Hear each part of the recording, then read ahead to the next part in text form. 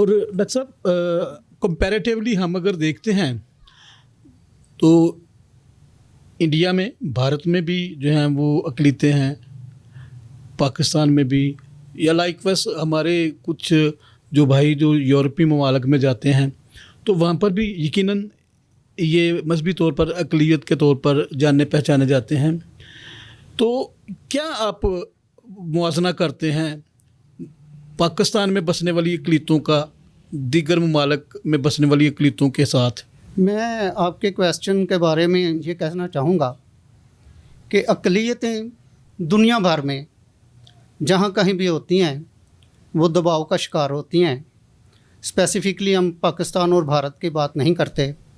اگر میں بھارت کی بات کروں گا تو جو آج ہماری اکثریت ہے، ہمارے مسلمان بھائی، وہ خود بھی اقلیت میں رہ چکے ہیں اور ابھی بھی ہیں. اور میں سمجھتا ہوں کہ جو مصائب، جو تکلیفیں آج ہم برداشت کر چکے ہیں وہ ہم سے پہلے برداشت کر چکے ہیں. اور جو شخص، جو بندہ یہ مصیبتیں پہلے سے برداشت کر چکا ہوتا ہے، اسے اس چیز کا احساس ہونا چاہیے کہ یہ کتنی تکلیف دہ ہوتی ہیں، تو انہیں اس چیز کا احساس ہونا چاہیے. آپ نے کمپیریزن کی بات کی ہے کہ بھارت میں اقلیتوں کو زیادہ حقوق حاصل ہیں یا پاکستان میں. تو میں چند دن پہلے رمیش سنگھ اروڑا کا ایک ٹی وی انٹرویو سن رہا تھا جس میں وہ کہہ رہے تھے کہ بھارت میں اقلیتوں کی حالت بہت خراب ہے، وہاں پر اقلیتوں کے ساتھ بہت مظالم کیے جاتے ہیں. تو میں سمجھتا ہوں کہ ایک محب وطن ہوتے ہوئے، یہ بات کہتے ہوئے مجھے دکھ محسوس ہوتا ہے. میری قطعاً ہمدردیاں کسی دوسرے ملک کے ساتھ نہیں، میرا خمیر پاکستان سے ہے، میرے آباء و اجداد کی کوششیں پاکستان بنانے میں شامل ہیں. لیکن جہاں ہم حقوق کی بات کرتے ہیں مجھے اس میں تھوڑا سا فرق نظر آتا ہے کہ پاکستان کا آئین جس کے تحت یہ ملک چلتا ہے، اس میں درج ہے کہ کوئی غیر مسلم اس ملک کا وزیر اعظم یا صدر نہیں ہو سکتا. اس کے برعکس جب میں انڈیا کا آئین دیکھتا ہوں تو رمیش صاحب، مجھے وہاں آپ کا بھائی منموہن سنگھ وہاں کا صدر نظر آتا ہے، مجھے ابوالکلام آزاد ایک مسلمان صدر وہاں پر نظر آتا ہے، مجھے ماضی میں وہاں پہ طارق عزیز ایک مسلمان وہاں کا وزیر دفاع نظر آتا ہے. یہاں ہمارے پاس جو وزارت تھی اقلیتی امور کی، اسے بھی آپ نے ختم کر دیا ہے. ہمارے پاس آپ نے صرف ایک انسانی حقوق کی وزارت ہمارے حصے میں ڈال دی ہوئی ہے جس کی کوئی کارکردگی آج تک ہمارے سامنے نہیں آئی. ہم نے جڑاں میں انسانی حقوق کی پامالی ہوتی دیکھی، ہم نے شانتی نگر میں انسانی حقوق کی پامالی ہوتی دیکھی، ہم نے جوزف کالونی لاہور میں انسانی حقوق کی پامالی ہوتی دیکھی. ہم روزانہ تبدیلی مذہب کے واقعات دیکھ رہے ہیں، ہم روزانہ بے قصور ایسے دیکھ رہے ہیں کہ جن کو محض الزام کی بنیاد پر جلا دیا جاتا ہے، ساری بستیاں جلا دی جاتی ہیں. اگر یہ سارا کچھ پاکستان میں ہو رہا ہے تو اگر انڈیا میں بھی ہو رہا ہے تو میں دونوں میں کیا کمپیریزن کروں گا؟ مجھے تو دونوں میں حالات ایک جیسے لگتے ہیں. بے شک آپ نے بڑی اچھی بات کی ہے کہ اقلیتیں جہاں پر بھی ہوں ان کو مشکلات کا سامنا کرنا ہوتا ہے، ان کے لیے آزمائشیں جو ہیں وہ بے شک ہوتی ہیں. لیکن جو ایک آپ نے خوبصورت بات کی کہ اگر کسی اکثریت نے بطور اقلیت کسی چیز کا، کسی دکھ کا یا کسی مصیبت کا یا کسی اذیت کا تجربہ کیا ہو تو اسے اس بات کا اندازہ یا احساس ہوتا ہے کہ اقلیت ہونا ایک کتنی بڑی اذیت ہے، اور وہ اس پہ اگر مہربان ہو تو وہ اس تاریخ کو دوبارہ دہرانے نہیں دے گی. لیکن چلیں، کچھ چیزیں ہوتی ہیں جن کا تعلق جو ہے وہ انسانی فطرت سے ہوتا ہے، اور بعض اوقات ہمیں جب ہم مصیبت میں ہوتے ہیں تو ہمیں مشکل جو ہے اس کے میننگ، اس کے معنی جو ہیں وہ سمجھ آتے ہیں. لیکن جب ہم اس مشکل میں سے نکل جاتے ہیں تو ہمیں وہ مشکل جو ہے وہ مشکل نہیں لگتی. خیر، پاکستان میں جو مذہبی اقلیتیں ہیں سیاسی طور پر نابالغ ہو چکی ہیں. گزشتہ 2-2.5 دہائیوں میں جو مذہبی اقلیتوں کی جو سیاسی نمائندگی ہے उसे खुडे लाइन लगा दिया गया है। जो लोग अपनी मर्ज़ी के नुमाइंदगान चुन लेते थे, जिनका डायरेक्ट अपने लोगों के साथ रब्ता होता था, अब ऐसा नहीं है।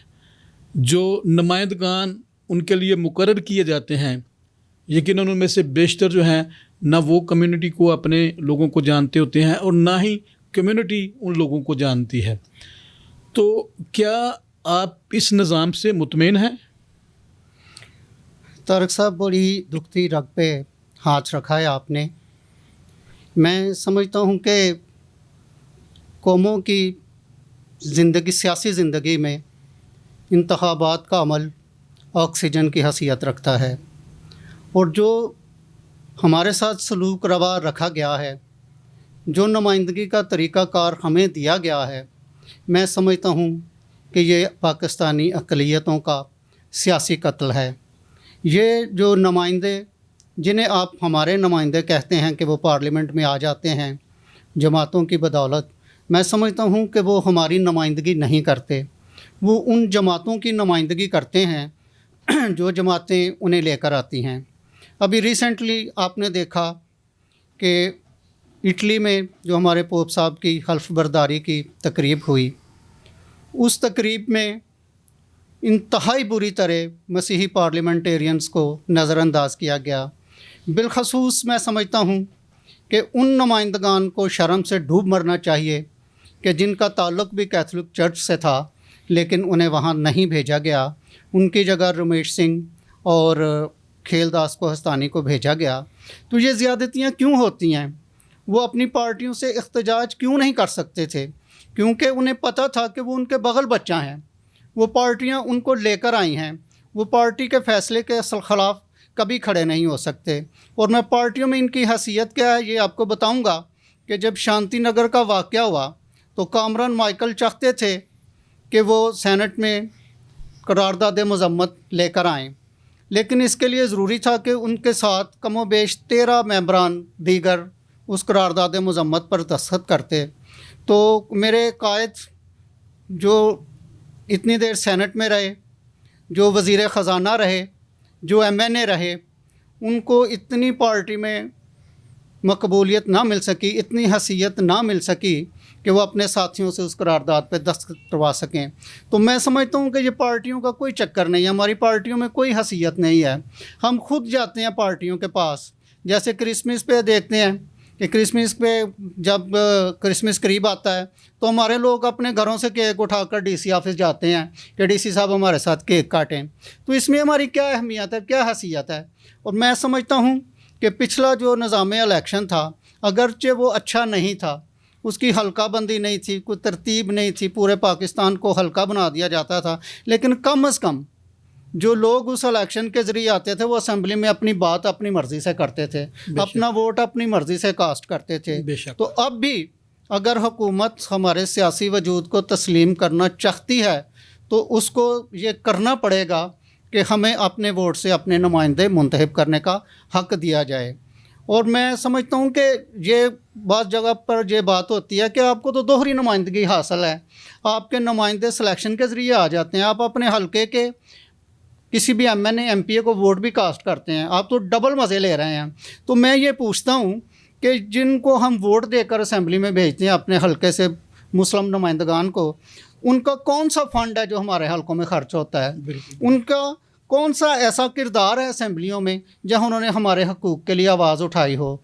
तो मैं समझता हूँ कि हमारी नुमाइंदगी हमारे ही लोग करेंगे और उस वक़्त तक नहीं कर सकेंगे जब तक उनको अपने वोट से असेंबली में आने का हक़ नहीं मिलता।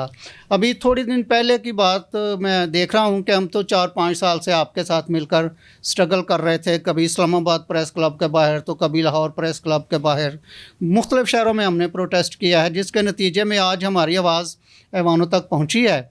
और अभी बाबा फेलब्यूस की बात करना चाहूँगा, बल्कि उन्हें अप्रिशिएट भी करना चाहूँगा कि उन्होंने पंजाब असम्बली की जो स्टैंडिंग कमेटी है उसमें ये बात की है कि हमें ये वो हक़ दिया जाए कि आने वाला जो बल्दियाती इलेक्शन है उसमें जो काउंसलर का इंतखाब है हम अपने वोट से कर सकें। मैं उनको अप्रिशिएट करता हूँ, लेकिन इसके साथ ही मैं उनसे ये भी रिक्वेस्ट करूँगा कि ये निज़ाम यहाँ तक तब्दील ना हो کہ کونسلر ہم اپنی مرضی سے منتخب کر سکیں. اس کے لیے قومی اسمبلی سے بلدیات تک آنا پڑے گا. جی بے شک ڈاکٹر صاحب، میں یہ سمجھتا ہوں کہ ابھی بابا فیلبوس کرسٹوفر نے بات کی، چند دن پہلے جو ہے وہ ایمانوئل اتر جولیس نے بھی اس موضوع پہ بات کی، اور میں یہ پاکستان کی مذہبی اقلیتوں کے لیے ایک سیاسی طور پر ایک اچھا شگون اس کو سمجھتا ہوں. تازہ ہوا کا جھونکا، اور یہ اس کو تازہ ہوا کے جھونکے سے بھی تشبیہ دی جا سکتی ہے. لیکن بات یہی ہے جو بات آپ نے پہلے کی کہ ہمارے جو سو کالڈ نمائندگان میں کہہ لیتا ہوں، انہیں چاہیے کہ اس کے اوپر باقاعدہ لابنگ کریں. صرف ایک بار بات کر دینے سے جو ہے، یا اپنی قوم کے جذبات کو ایک دفعہ پیش کر دینے سے، یا قوم کے مقدمہ کو ایک بار پیش کر دینے سے معاملات یا جو اس کے متعلقہ نتائج ہیں وہ حاصل نہیں ہوں گے. اس کے لیے ایک مسلسل جدوجہد جو ہے اس کی ضرورت ہے، کیونکہ اس کے لیے باقاعدہ طور پر جو ہے وہ اسمبلی میں بل پیش کیے جانے کی ضرورت ہے.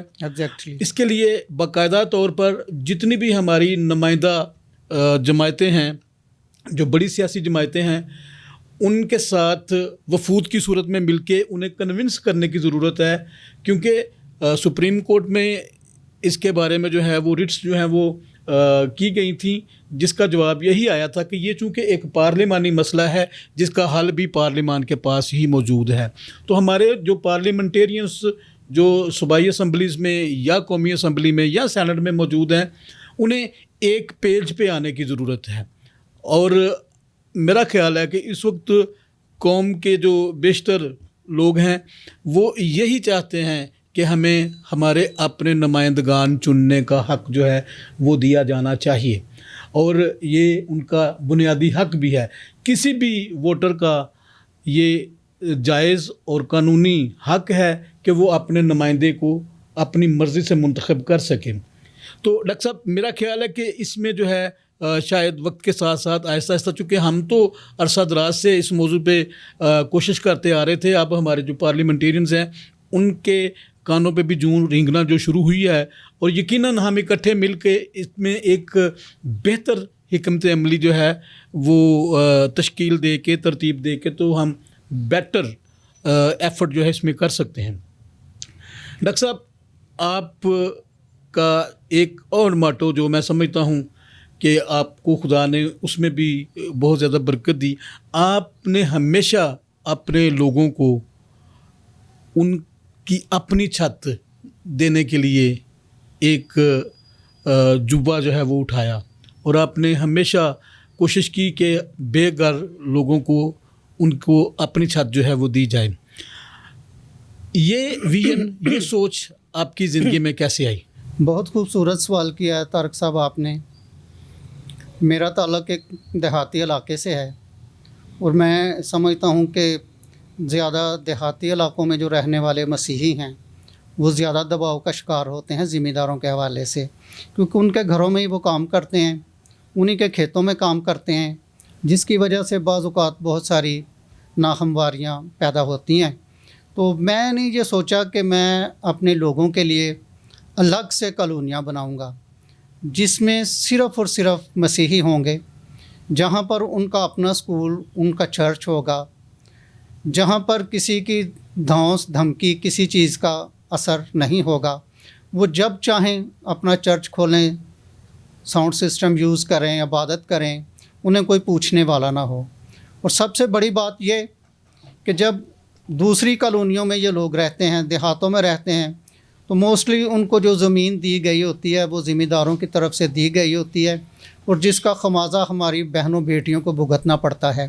تو ان چیزوں کو ملحوظ خاطر رکھتے ہوئے میں نے انہیں ایک آزاد ماحول دینے کے لیے آسان اقساط پر زمینیں مہیا کرنے کا انتظام کیا، کیونکہ میں اس بات کو سمجھتا تھا کہ میرے لوگ اتنے وسائل نہیں رکھتے کہ وہ اپنا گھر بنانے کے لیے زمین خریدیں، اور یکمشت ان کے پاس اتنے پیسے ہوں کہ وہ اپنا گھر بنا سکیں.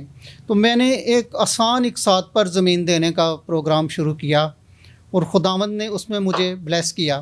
جیسے میں نے شروع میں آپ کو بتایا تھا کہ میرا تعلق کسی امیر گھرانے سے نہیں تھا، میرا باپ ایک غریب آدمی تھا، اور اس غریب باپ کا میں بھی ایک غریب بیٹا تھا، لیکن خداوند نے مجھے اس خدمت کے لیے منتخب کیا، تو میں نے مریم کالونی کے نام سے ایک چھوٹا سا پروجیکٹ شروع کیا، جس کو خداوند نے بہت بلیس کیا، اور دیکھتے ہی دیکھتے وہ پروجیکٹ سیالکوٹ کا شاندار اور کامیاب پروجیکٹ بن گیا۔ اور پھر خداوند پے در پہ ایسے مواقع فراہم کرتا رہا، اور آج سیالکوٹ میں ایک ٹاؤن پلانر کی حیثیت سے میری ایک الگ پہچان ہے۔ تو سمجھ لیں کہ میرا نام، میرے ادارہ ایک برانڈ کے طور پر جانا جاتا ہے۔ خداوند کی خاص مہربانی کے طفائل ہم اب تک 7 ہاؤسنگ پروجیکٹ جو ہیں وہ مکمل کر چکے ہیں، اور آخری پروجیکٹ بھی ہمارا جو تھوڑے دن پہلے کمپلیٹ ہوا ہے۔ خداوند نے چاہا تو برسات کے بعد انشاءاللہ ہم کوئی نیا پروجیکٹ لانچ کریں گے سیالکوٹ میں۔ جی ناظرین، یقیناً آپ نے یہ جو انسپائریشنل سٹوری ہے، اور میں یہ سمجھتا ہوں کہ یہ بہت سے نوجوانوں کے لیے ایک موٹیویشنل سٹوری بھی ہو سکتی ہے کہ کیسے ڈاکٹر صاحب نے بچپن ہی سے اپنے والد صاحب کے ساتھ ان کی ہیلپ کرتے ہوئے اپنا یہ جو سیاسی، معاشی اور سماجی سفر جو ہے اس کا آغاز کیا، اور آج میں اس بات کا گواہ ہوں کہ خداوند تعالیٰ نے ڈاکٹر صاحب کو سیالکوٹ میں، پنجاب میں، پاکستان میں، بلکہ پوری دنیا میں ایک شناخت دی ہوئی ہے، اور وہ اپنی سیاسی سوجھ بوجھ کے حوالے سے، سماجی اپنی خدمت کے حوالے سے، اور بالخصوص انہوں نے جو اپنے لوگوں کے لیے ہاؤسنگ سوسائٹیز، اب تک وہ 7 ہاؤسنگ سوسائٹیز جو ہیں ان کو کمپلیٹ کر چکے ہیں، اور اب وہ 8ویں ہاؤسنگ پروجیکٹ کے لیے پر تول رہے ہیں۔ اور یہ اس وقت ہوتا ہے جب آپ اپنے کام کے ساتھ کمیٹڈ ہوتے ہیں، جب آپ اپنے ویژن کے ساتھ مخلص ہوتے ہیں، اور سب سے بڑھ کر جب آپ اپنے خدا کے ساتھ مخلص ہوتے ہیں، تو پھر خدا بھی آپ کے لیے راستے آسان کر دیتا ہے۔ ڈاکٹر صاحب، آپ نے بے شمار خدمت جو ہے وہ کی ہے، بے شمار کام کیے ہیں، کوئی ریگریٹ آپ کی لائف میں کہ میں یہ ایسے کرنا چاہتا تھا ابھی تک نہیں کر سکا؟ نہیں جی، خداوند کا فضل ہے کہ اپنی زندگی میں جو بھی چاہا، جیسے بھی چاہا، خداوند نے ان خواہشات کو تکمیل بخشی ہے۔ اور میں سمجھتا ہوں کہ میرا سب سے جو ایک کامیاب منصوبہ ہے وہ اپنے بچوں کی تعلیم و تربیت تھا۔ تو خداوند کے فضل سے ایک بیٹی پچھلے سال اپنا اس نے میڈیکل کا کمپلیٹ کیا ہے، ڈاکٹریٹ کی ڈگری، اور دوسرا بیٹا جو رشیا میں ہے وہ بھی MBBS فائنل میں ہے۔ تو میں سمجھتا ہوں کہ خداوند نے میری خدمات کے صلے میں، میرے کاموں کے صلے میں مجھے یہ خوبصورت تحفے دیے ہیں۔ آمین۔ کوئی پیغام آپ میرے ناظرین کو، نوجوانوں کو، ہمارے پارلیمنٹیرینز کو، ہماری سیاسی، سماجی، مذہبی قیادت کو آپ کوئی پیغام دینا چاہتے ہیں تو TTN کا پلیٹ فارم آپ کے لیے حاضر ہے۔ جی، میں اپنی قوم کو یہ پیغام دینا چاہوں گا کہ جب تک ہم ہجوم کی طرح رہیں گے، ایک قوم نہیں بنیں گے، اس وقت تک ہمارے مسائل حل نہیں ہوں گے۔ بہت وقت ہم نے گزار دیا ایک دوسرے کی ٹانگیں کھینچنے میں، ایک دوسرے کو نیچا دکھانے میں۔ اب وقت آ گیا ہے کہ ہم ہجوم سے نکل کر ایک قوم بنیں، اور ایک زندہ قوم بنیں، تاکہ جو مسائل ہم نے دیکھے ہیں وہ ہمارے بچوں کو نہ دیکھنے پڑیں۔ بہت شکریہ جی۔ ناظرین، آپ نے خوبصورت پیغام سنا ڈاکٹر صاحب کا۔